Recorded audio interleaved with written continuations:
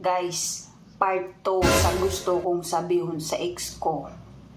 Talaga ng pinakagusto kong sabihin sa ex ko.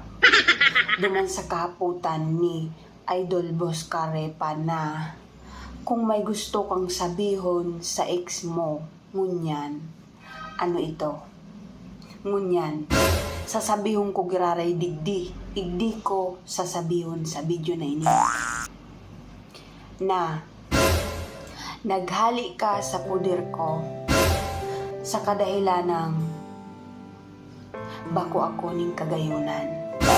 Pero ang dakula kong kahaputan, taano ta iniribay mo lang, ako sa garo kabalang.